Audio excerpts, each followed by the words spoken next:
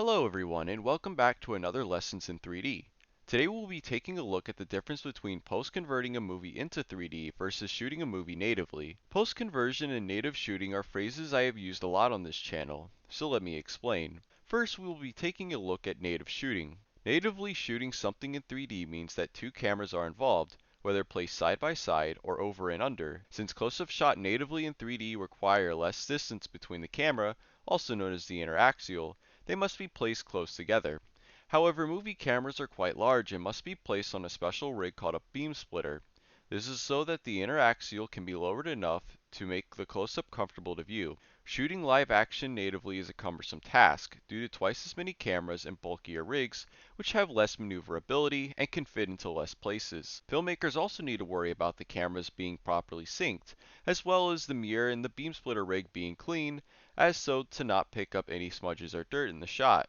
It can also lead to issues with lighting, where one camera picks up a lighter reflection that the other doesn't, causing retinal rivalry. The upside to shooting natively in 3D is that you can get instant results. The 3D can be changed and manipulated right on the spot. It also gives a more natural and consistent sense of 3D, where you don't have to worry about any of the details or particles not being represented in the correct 3D space. CG animated movies are rendered natively in 3D, as the digital space and cameras are an infinite playground free of the restraints of the real world. Virtual cameras can be controlled much easier, and you don't need to worry about size or bumping into objects. They can also be placed side by side as close as you want.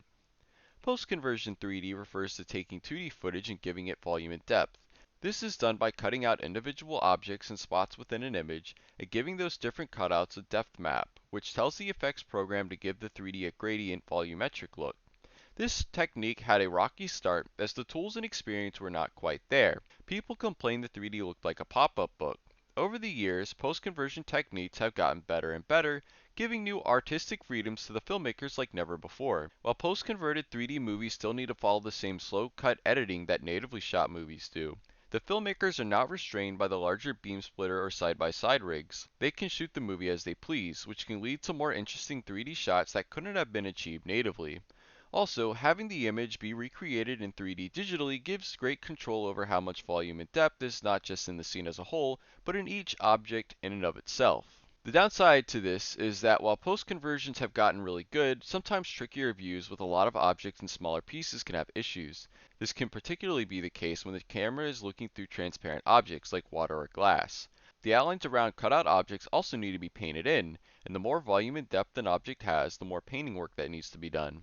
There are both upsides and downsides to both methods. While natively shot 3D was the choice of many early on, that has fallen out of popularity to post-conversions, which are less intrusive on the filmmaking process and are generally cheaper to do. Post-conversions also allow for older 2D shot movies such as Jurassic Park to be given new life in 3D. Thank you all for watching this video. I hope it was informative, and I will see you all next time.